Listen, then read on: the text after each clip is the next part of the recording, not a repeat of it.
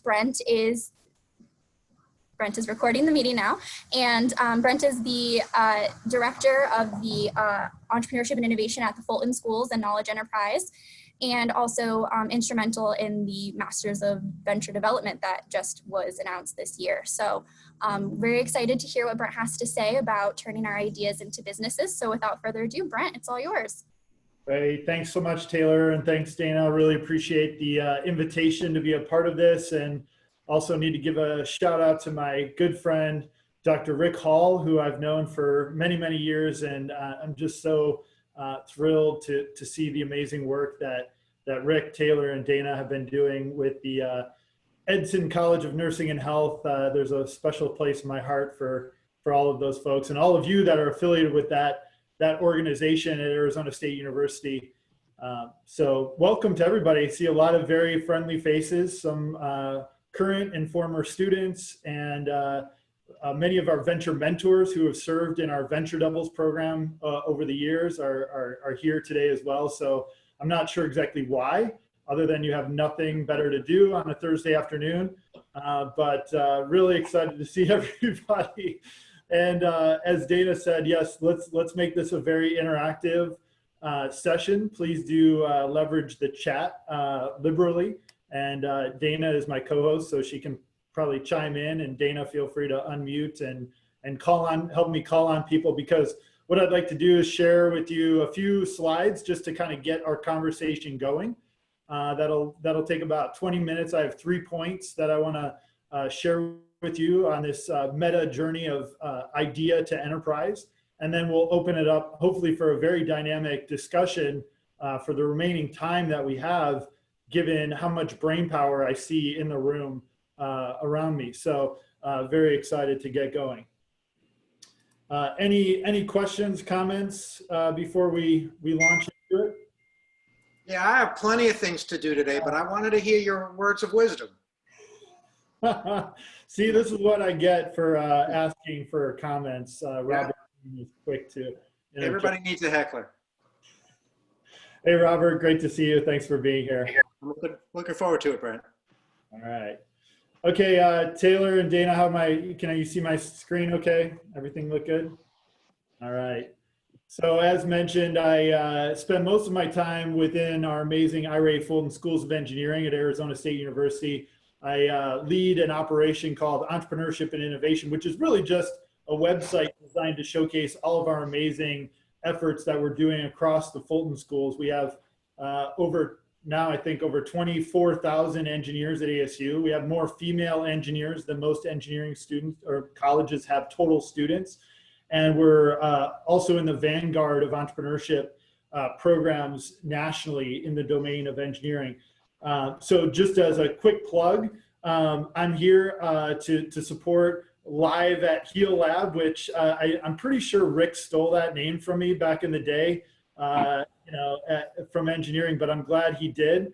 And I just want to make it clear, we host gatherings like this actually every Friday through an event called Make It Happen. So if you enjoy today's presentation, or if you enjoy Live at Heal Lab, there's much more where that came from. And so I play Taylor. I'm the host with the most every Friday at noon. So if you'd like to check out that schedule, go ahead and just Google search Make It Happen at ASU, and it should be the first web page that pops up.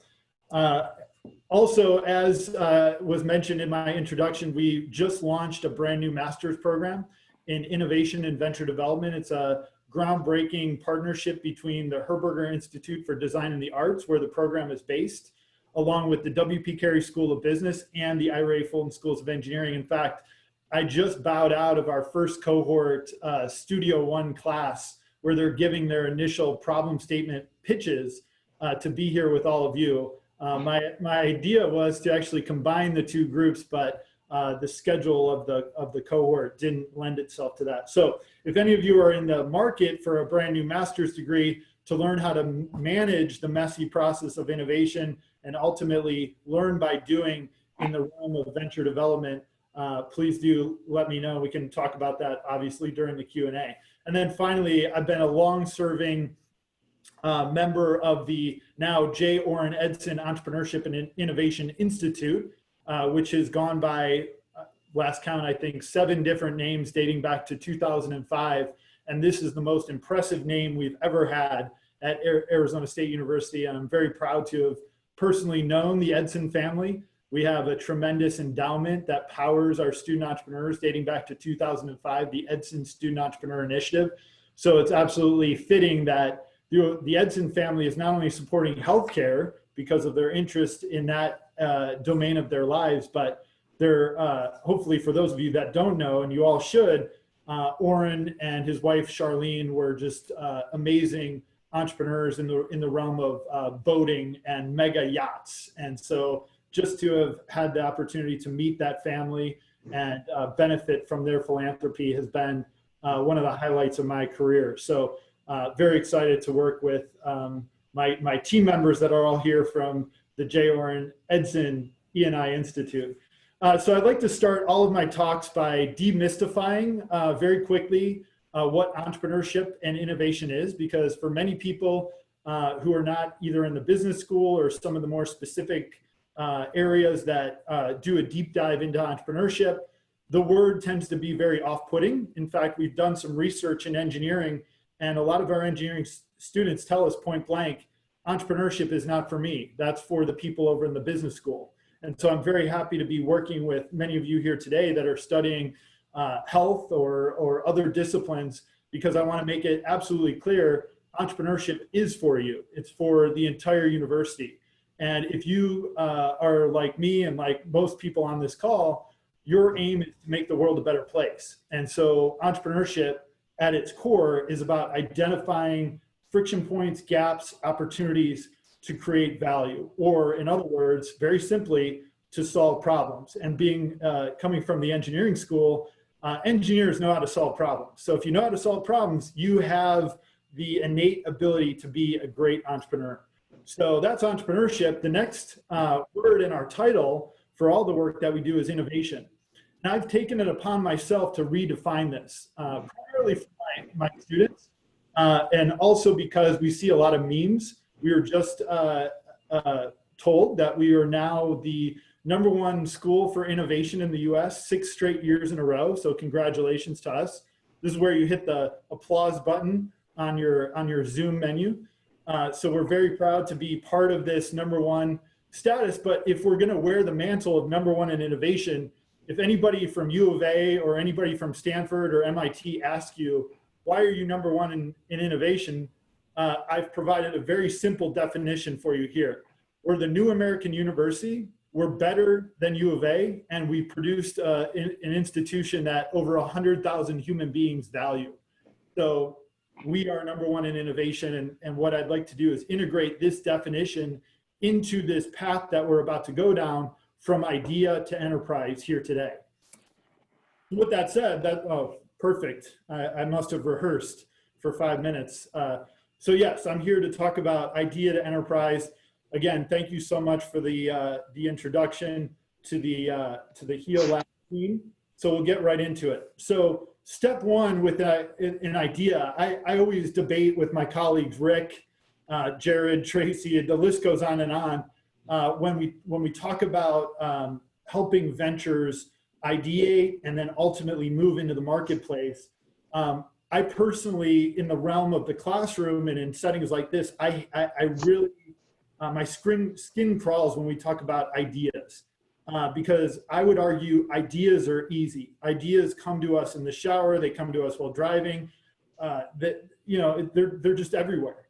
And they're so easy and so glamorous and so flickery that it takes a lot of discipline to remind ourselves that we have to build a solution on a real problem that real humans have within the real marketplace. So instead of getting fascinated with this idea of I have to be super creative, I have to have a brilliant idea, I have to have an aha moment, you actually have to have none of those things. You have to be curious about recognizing problems that exist within the world of healthcare or exist within the domain of your life or the domain of your work that you're passionate about solving.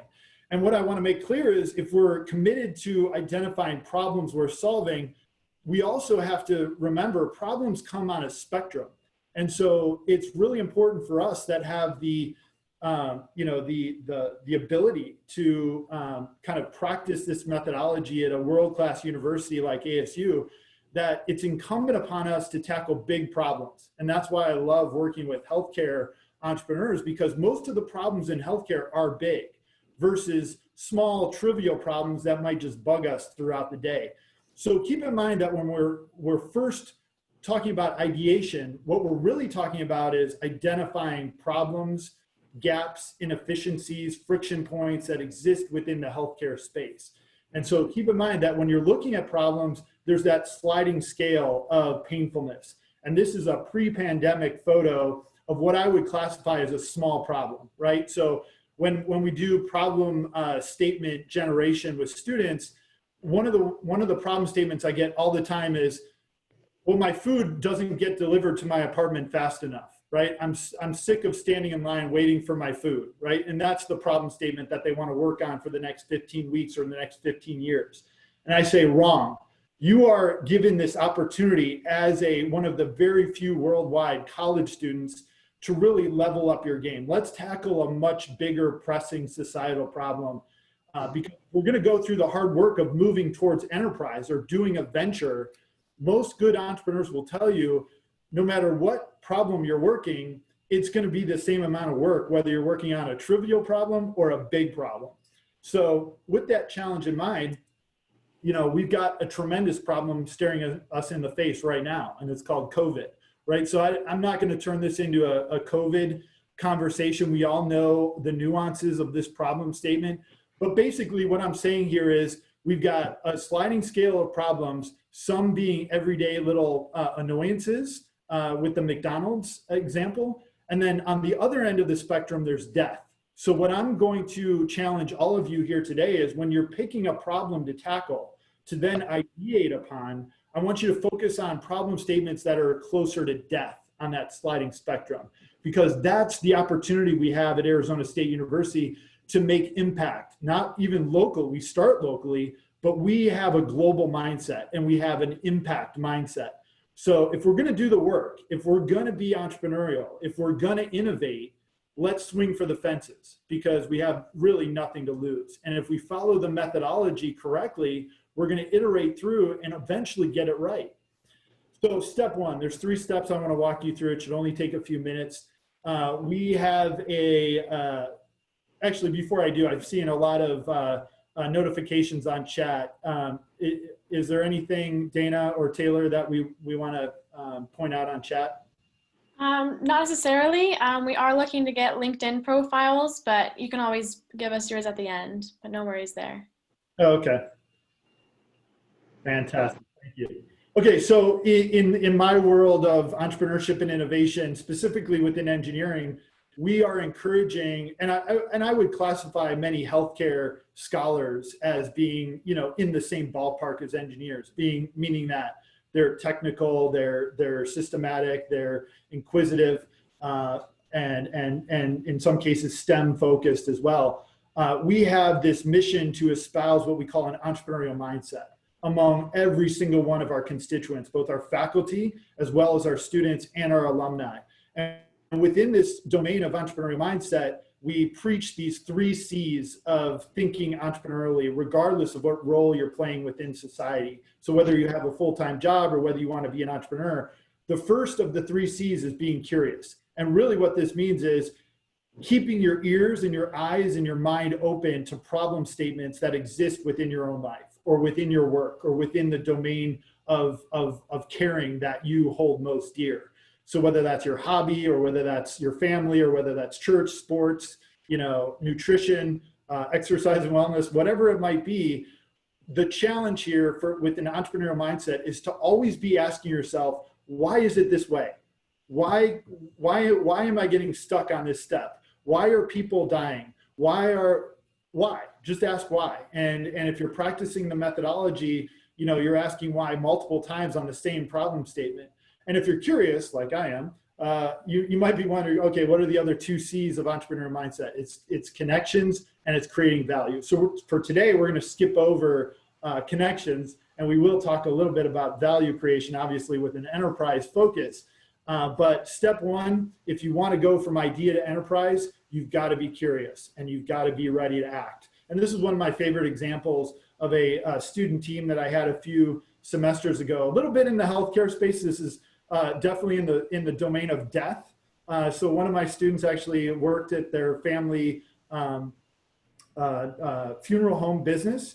And when we challenged them to look at friction points, this was just an amazing friction point that they were able to identify. So the challenge I have for the audience here today is when you identify a friction point that you yourself might have, I immediately challenge you to identify somebody like Jessica that can articulate that problem statement, not only literally as you see on the slide, but more importantly, in my opinion, graphically. When you look at this picture of Jessica in her context of her funeral parlor, you can actually feel, in this photo, at least I can, kind of that friction happening. Like she's kind of dismayed and worrying about how those interactions might go in the future the longer this persists. So if you care about Jessica, like I do and like these co-founders did, you are going to be encouraged to figure out a way to make that more efficient, more streamlined, just a better human experience. So that's a good example. And then finally, next step of 3 steps, so we're on the second step. This is the fun part. This is ideation. If you identify a problem that's tied to an actual human being like Jessica, you now have the ability to turn on your creative juices and create, and this is a key word, a novel solution that humans, specifically Jessica, will value. So we're going to talk about value in a little bit more detail here in a second. But before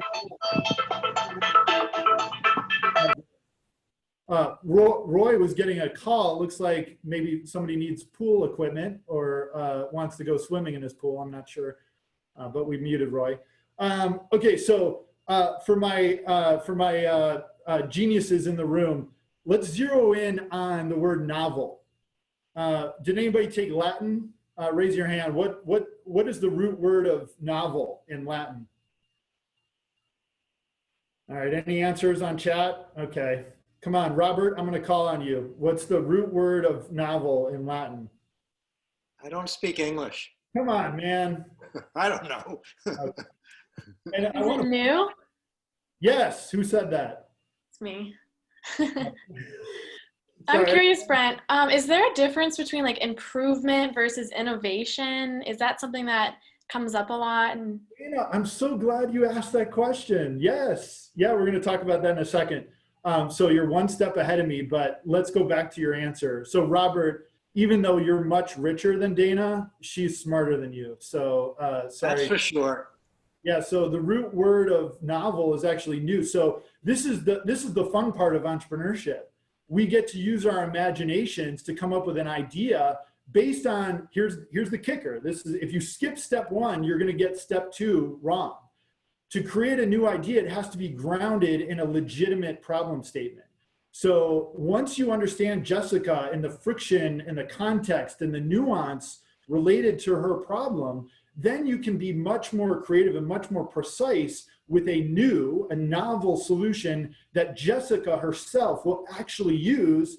And here's where a lot of you in the room will get excited. Jessica might actually pay for it, right? So it's a new solution to an existing problem that Jessica, who's a human, will value, use, and pay for. Okay, so this is the fun part. Let's ideate. So when we get into an idea domain, many of you are going to start thinking about going back to our equation, entrepreneurship equals problem solving. How might we manifest a solution? So I want to make it clear when we're talking about solutions, those can manifest in either a product or a service. And I'm speaking very, very broadly. But in the world of healthcare, it's important to know because many of you are working on devices, like I know Robert is, but he's also working in the service domain. So as you're thinking about your solution and how that might interact with a person like Jessica, you have to use your experience. So just as a definition point of clarification, when we use the broad word of solution, we're talking generally either about products or services, and sometimes both. So Dana, here's where you were one step ahead of me. In order to create a novel product or solution, this is where the word innovation comes into play, right? So in fact, do you look at the middle part of the word innovation? What do you see in there? The word nov, which means new, right? So in order for something to be innovative, I'm going to make an argument. I'm going to build on Clayton Christensen, who really wrote the most radical and most widely recognized definition of innovation, and say, in order for something to be innovative, it can actually be one of all three of these things. But as entrepreneurs, we must aspire to check all three of these boxes. So again, knowing that the word innovation roots from the word new, meaning novus in Latin, you see an icon of a patent. So if you come up with a really breakthrough idea that's ultimately so new that it's patentable, is that innovation? I would argue yes, but that's not good enough for us in this group, right? So if you get a patent for a product, does that guarantee that it will sell? So Robert, I'm going to call on you again. If you have a patent, can you actually make money off of that patent in the long term? Not necessarily. Not necessarily. Exactly. I knew you were going to say that. We practiced this, didn't we? So Robert, you probably know this actually. ASU has over 300 patents in a filing cabinet at a place called SkySong Innovations. How many of those patents, Robert, are actually out in society and generating revenue for the inventor? It's got to be only a handful. That's exactly right. Finally, you're getting some answers right. This is Yeah, well, as long as you don't ask me Latin. Okay, so Robert is right. So when we talk about novelty, novelty is not the holy grail of innovation. Novelty is actually the fun and easy part, right? So a patent is not going to assure you success. And then Clayton Christensen argued, he said, you know what, it can't just be new, novel, it has to be better. And so what Clayton was saying was, it's got to be better technologically. It's got to, really make the experience so much more efficient, delightful, magical, fill in whatever adjective you want. And there's plenty of examples of that. Obviously, just look at your smartphone, look at anywhere in your life, you're going to see a lot of that technological enhancement of making it better. But really what I want to impress upon all of you is this third checkbox. In my definition of innovation, making something new, that's better, and that humans value. That's what we call in the world of business a value proposition.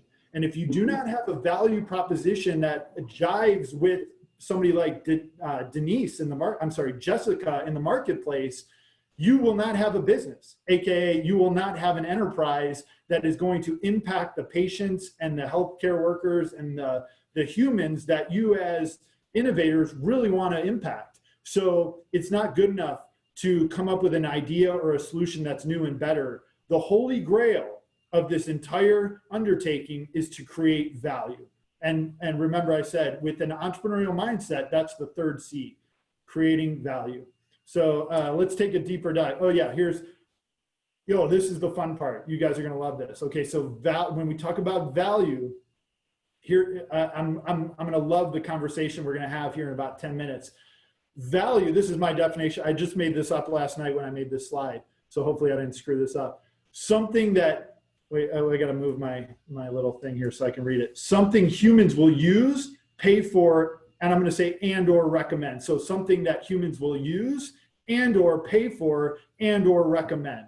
So let's take a look at that a little more closely. So in the scope of our talk, now we're squarely in the realm of enterprise. So if you guys wanna do a venture, if you wanna do a startup, if you wanna build a company, if you wanna do a business, if you want a nonprofit, this is an absolute requirement. Okay, so how do we scale impact with a sustainable enterprise? Okay, so sorry, I'm a little off here. This is step 3. What we want to talk about in future gatherings of the HEAL Lab is the ability to nail it in terms of the product or the service and how that fits with Jessica. We call that product market fit. And what Rick is going to challenge you all to do is, if we get that right for Jessica, how do we get it right for all the Jessicas around the world? And that's what we call scale. And at ASU, we recognize this as impact, everything in between. And then sustainability is your business model. So this is the last step of the 3 steps here today. So here we go. All my business friends in the room will love this slide, hopefully. Many of you in the world of healthcare are imagining that you're going to build a product or service that is going to impact patients. And in many cases, your patients will be at risk, meaning they might not have the funds or the resources or even the wherewithal to be able to potentially pay for your solution. So in any business model, you are going to be required as an innovator to be able to, at the minimum, hypothesize who is the person. And again, remember, go back to the slide that I showed you of Jessica in the funeral parlor, who will use and or pay for and or recommend your novel solution, your solution that has unique value that no other person in your position can provide, or no other company or no other competitor can provide. So what the challenge is for you in order to establish an enterprise, the very first step of that is to be able to clearly articulate who is your user, who is your payer, and who is your influencer. And in many cases, that could all be the very same person, like Jessica. In many other cases, especially in healthcare, the user might not be paying, and the payer might be a hospital administrator, and the recommender is the RN. You see what I'm saying? So all of these checkboxes have to exist for a nonprofit. So many times, all my colleagues in E&I, we hear about students that are excited about establishing a nonprofit, or what we might call a social impact venture. But what many of those students don't often realize is you have to have a working business model in order to create the impact you seek to deploy. And that means you need a payer, whether that's an NGO or Bill and Melinda Gates or whoever it might be. You have to demonstrate your value proposition to that firm. And for for-profits, it's much clearer, right? So if you're operating a for-profit enterprise, you definitely need to be able to articulate who is going to use, pay for, and recommend. So I just wanted to put these 2 slides up. These are the exact same slides. So look, nonprofit, for-profit, nonprofit, for-profit. You need to check all 3 boxes, and sometimes it's 7 boxes. There could be many other actors that influence your next step. So I wanted to provide a very high-level overview of this for you all, because an enterprise, a venture, a startup is really quite simple. It's you delivering value to somebody who needs it and wants it, and ultimately, whether they're able to pay for it or not, somebody's going to financially give you value in return for the value you created out of your own mind, out of your sweat, out of your lab, out of your garage, wherever that might be. There has to be an even exchange of value. So value is a key component to going from idea to enterprise. And so where does this all start? It starts here. The first thing you have to do is take 1 step, right? So this is our mantra in the world of entrepreneurship and innovation at ASU. We are challenging all of you on this call today to just start. So if you've identified a problem statement and now you're thinking, okay, how do I move the ball down the field? This is your answer. You take 1 small step. And in fact, I'm going to challenge you, take that first step towards getting to know Jessica, your user, your payer, your influencer, by emailing that person before this hour is up. So that's your homework assignment right now. I want you to reach out to the people that you want to help in the market, and I want you to move the ball forward by just starting. All right, let's have hopefully a great discussion, because like I said, I'm probably the dumbest. Well, I take that back. Robert doesn't really even know Latin, so I can't really say I'm the dumbest. There's no question about that. But I do want to say, let me give Robert a shout out. So Robert is a serial entrepreneur. He's exited several companies. He's a multi-millionaire, probably close to billionaire, but he won't show me his tax return. But yeah, Robert, tell everybody about your last exit, if you would, because it's a healthcare. Yeah, sure. I'll quickly tell that, and then I wanted to follow up on a point you made. It was a spinoff called EndoVantage, came out of ASU. I guess was it the School of Engineering? had something to do with it. David Briggs, yeah, and biomedical. Yeah. David Briggs, interesting story. I was teamed up with him as a mentor, and I had absolutely no plans to actually do another business whatsoever. I was kind of retired, and I was intrigued by the subject matter and the technology and by the people.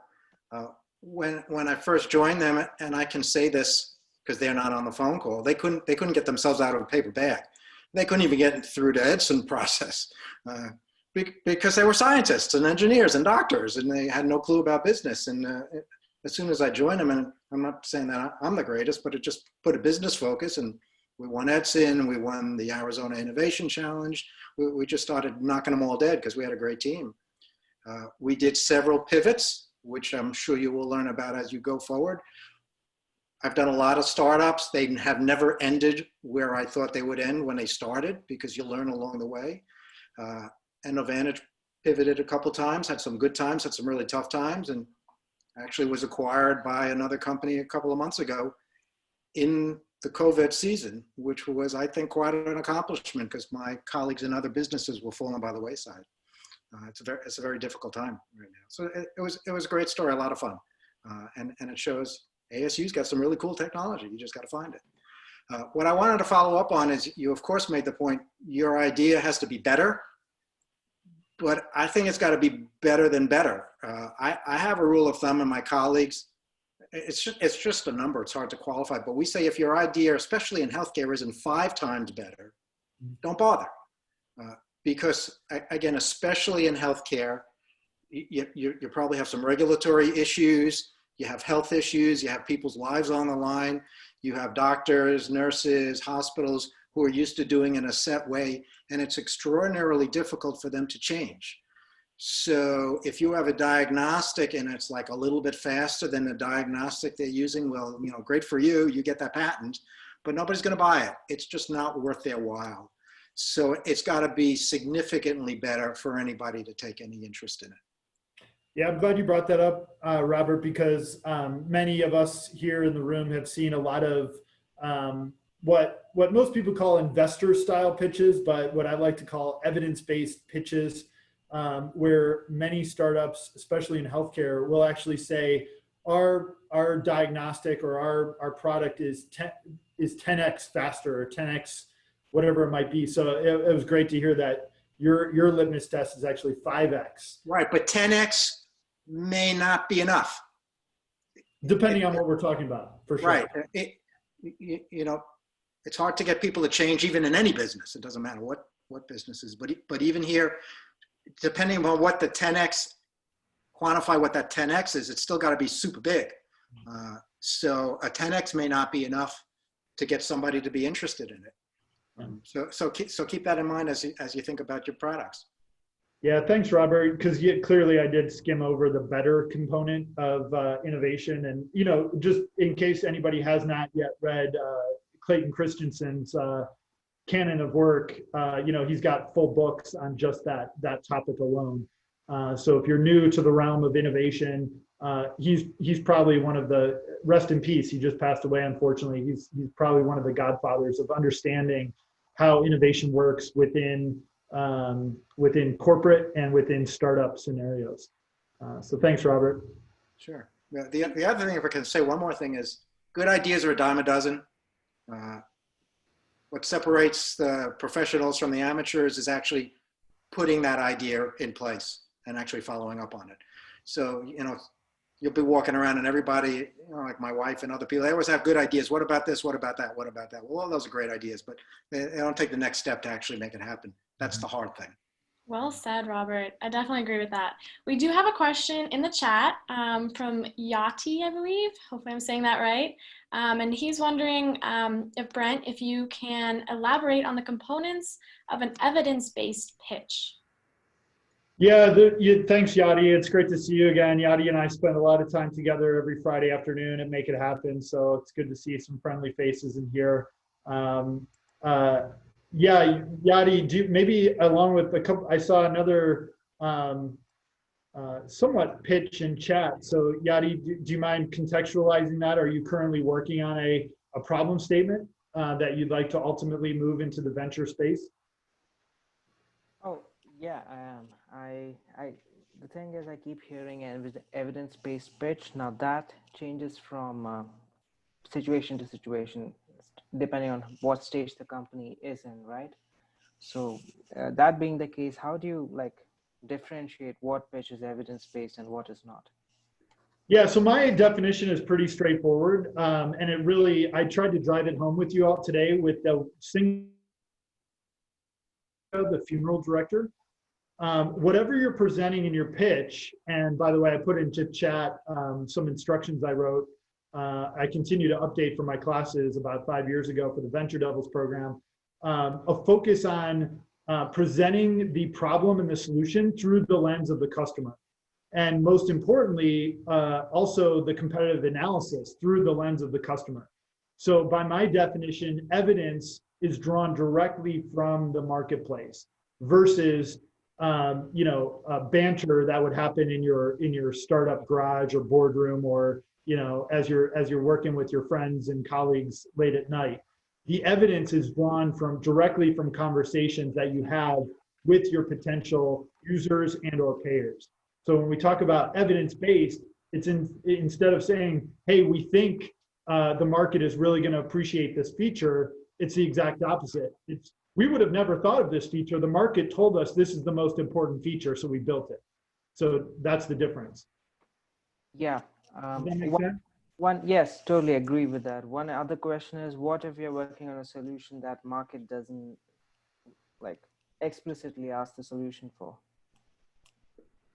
Yeah, I mean, we hear this all the time, in reference to Henry Ford and Steve Jobs, and I'm not discounting that there's a tremendous amount of imagination and trusting your gut and risk taking. In fact, risk is a big component of the definition of the word entrepreneurship.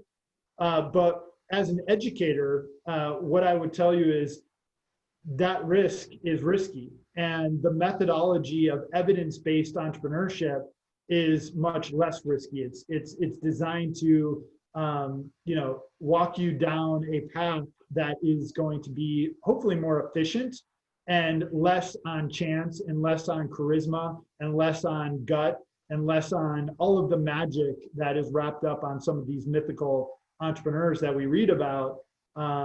So that's probably not the satisfactory answer you were looking for, and I'm anxious for some of the more successful entrepreneurs in the room to chime in on that discussion. But bottom line is, if you're tuned in to what the your beachhead market or your first 50 or first 100 people that are going to benefit from your solution, if you're tuned in to what they're saying and the nuance and the context of their scenario, I would argue you're in a much better position to create a breakthrough solution that is completely novel, completely out of left field, and that you never heard any one of them suggest or utter in any conversation, because you're basically using osmosis to have that kind of breakthrough idea. So Russell, yeah, I know you want to chime in. Go ahead. Thank you, Brent. I just wanted to comment on that last question on the subject of an evidence-based pitch deck. I think in this particular case, that young gentleman was speaking about, if he is clear on the first couple of steps, which you mentioned, Brent, problem, solution, and this has taken him in that process to a clear definition of his value proposition, the evidence-based pitch deck then also requires that he goes through some sort of a testing process, formal or otherwise. And in the course of this testing process, which Robert sort of alluded to earlier, you have a number of steps and opportunities to either prove or deny with real potential market people whether or not this thing's actually going to fly. So I think the testing process is a real serious, legitimate tool as part of the evidence-based pitch deck, and that's what I wanted to comment on. Great, thanks, Russ. And sure. Thank you, Russell. I think that clarified. I got my answer. Thank you, both of you, Brent and Russ. Okay, good. Yeah, I was hoping Russell would save me on that one. Thanks, Russ. Hey, Kristen, good to see you. Kristen had a great quote earlier in chat if you missed it. Hi, Brent. Yes, it was just to the comment about what if you're developing something the market doesn't meet, or the market doesn't perceive. We see that a lot in community entrepreneur ventures, right? Which is definitely, people need to live a healthier life, so they need this. They just don't know it yet.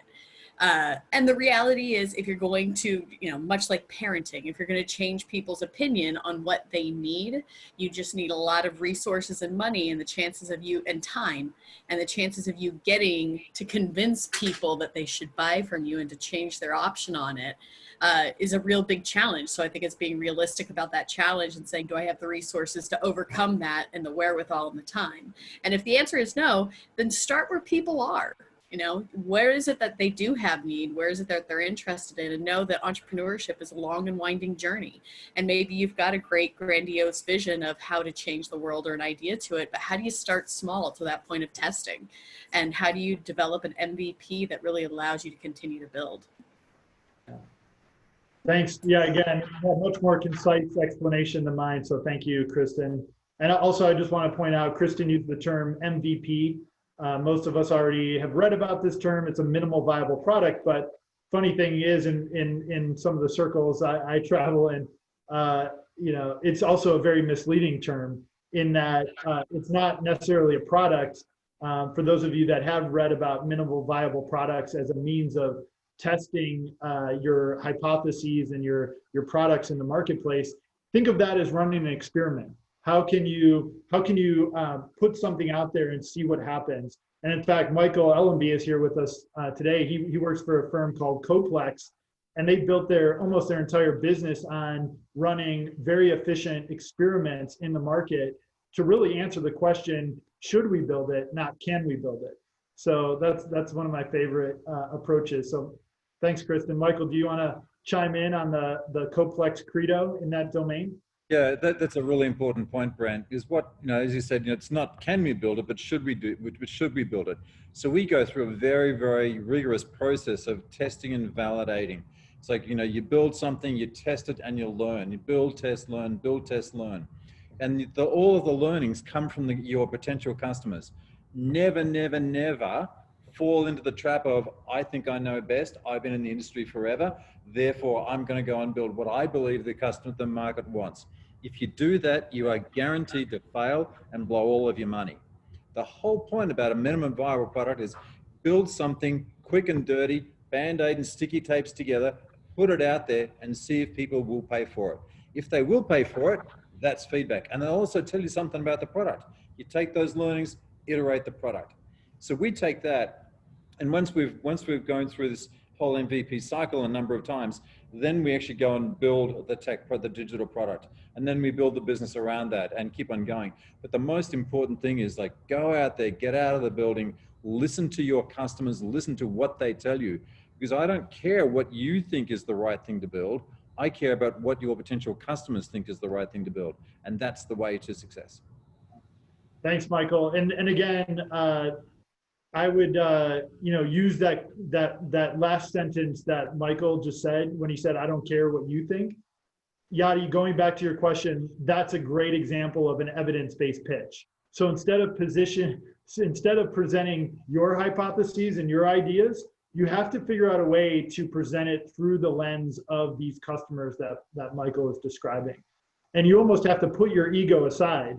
And that's the power of evidence-based entrepreneurship, or what we generally refer to as lean startup methodology, is getting your ego out of the way and really putting the data forward and saying, you know what, we had a bunch of guesses, but until we went out and collected all this data, we didn't actually know. In fact, we learned we were wrong. And when Michael hears people admit to him at Coplex that they were wrong, when they looked at the data more closely, he's like, how much did you say you wanted? And then he gets out his checkbook and writes the check. Yeah, it's hilarious. We have any number of people coming through our organization, and they've spent $200,000-$300,000 building something that they thought was a good idea, and they get it out there, and people go, "No, that's not what we want. That's nice, but I'd never pay for it." So they become wedded to the idea, refuse to let go of it, and the only thing they end up letting go of is there's a bunch of money out of their pocket. So it's you've got to get out of the building. You have to go and get market validation Otherwise, you're just going to fail. Fantastic. Yeah, Brent, if I could throw something out, you talked about MVP minimal. It's gotta be minimal. And sometimes the greatest friction that I've experienced in my companies is engineers don't like to let the product go until it's perfect. And that's another way to go bankrupt. You obviously can't send something out that clearly doesn't work. That's not helpful. But you got to send it out early. It's going to have some bugs. I mean, Apple to this day, I get an update on my iPhone, and 3 days later I get an update, and 3 days later I get another update to make it work right. You got to get it out fast, and you know, sometimes I joke that engineers and PhDs can bankrupt anybody. You gotta be resistant to that. You gotta take a chance. Yeah, Robert, you know what PhD stands for, don't you? Papa had dough? No. No. In some cases, maybe, but it actually stands for piled higher and deeper. Oh, that's true too. I like that one better. So Robert mentioned quick and dirty, and again, putting your ego aside. We used to refer to MVPs a few years ago, and I've scaled back on this, so now I'm embarrassed to share with all of you. We call those ugly baby prototypes. So if you're embarrassed about what your prototype product or solution looks for, that's actually a good litmus test that it's sufficiently developed. And I'll also share with this group, probably the most famous, most documented MVP to date is Dropbox. So the guys that developed Dropbox were brilliant computer scientists, but before they wrote a single line of code that they knew they could write to build the product, they released a stick figure video showing hypothetically how your files would live in this magical world called the cloud.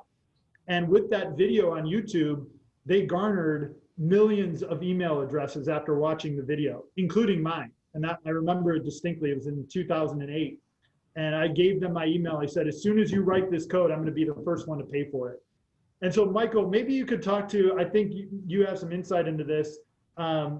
What I'm hearing now in the world of MVPs is something in paid social media called a smoke test.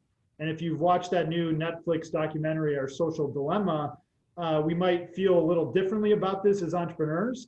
But Michael, could you share with the group, your experience with entrepreneurs running smoke tests via paid media? Smoke test. Can you just elaborate that? I haven't seen that. That documentary is on my list, but I haven't seen that yet. So can you just give me a little bit more? Oh, I'm sorry, Michael.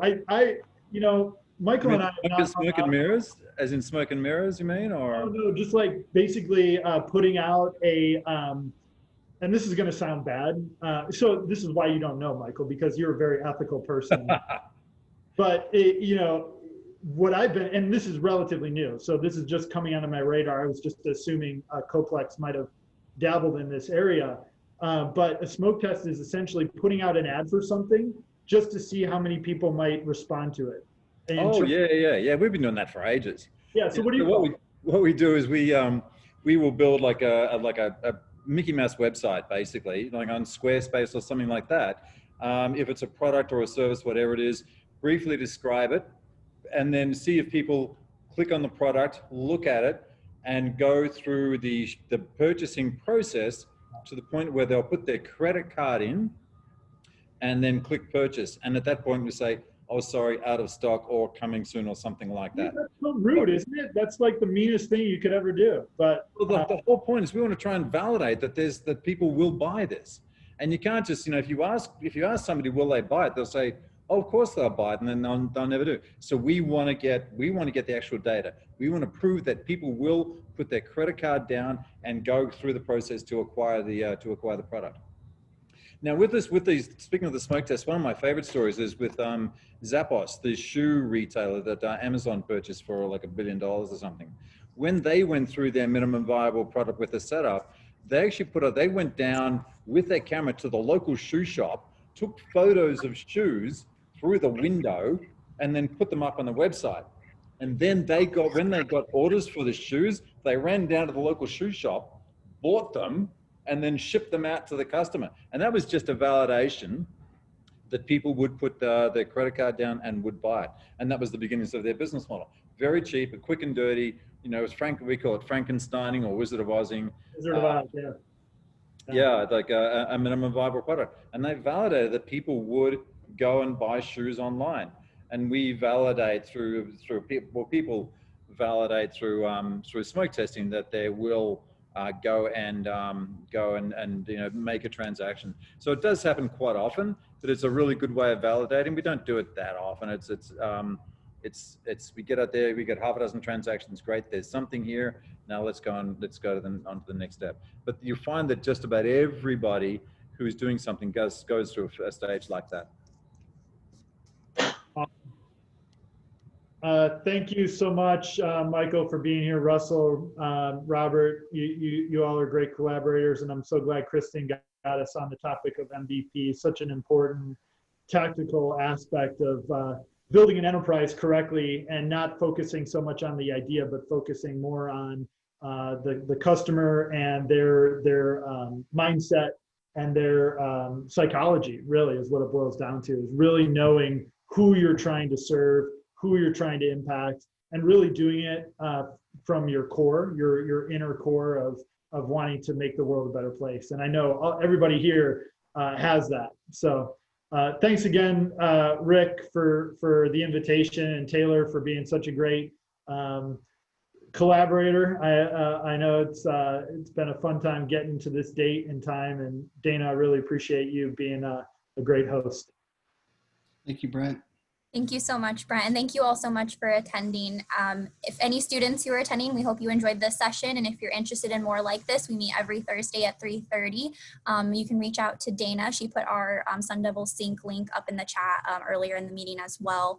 We also have another Live at Heal Lab event 2 weeks from today, same time, 3:30, with Dana Pratt, who is the founder and CEO of NB Pure, a nutritional supplement company. She's also an alumni of ASU who was just recently recognized as part of the Sun Devil 100. So very exciting stuff happening with her, and she'll be talking about how to build a dream team. So very excited to hear from that.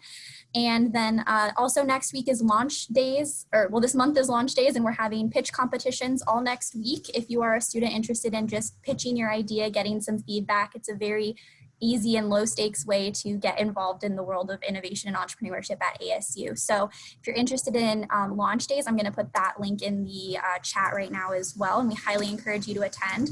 And then one last event I will plug is next week, E&I is participating in the midday mindfulness session on Wednesday, where we're talking about how entrepreneurs can be supported by mindfulness practices. So encourage you to attend that as well. And if you click on that launch days link in the chat, you'll find more information about that session as well. So thank you all so much again. If you're interested in getting involved in the Heal Lab, you can email us at heallab@asu.edu, and I'm putting that email in the chat as well.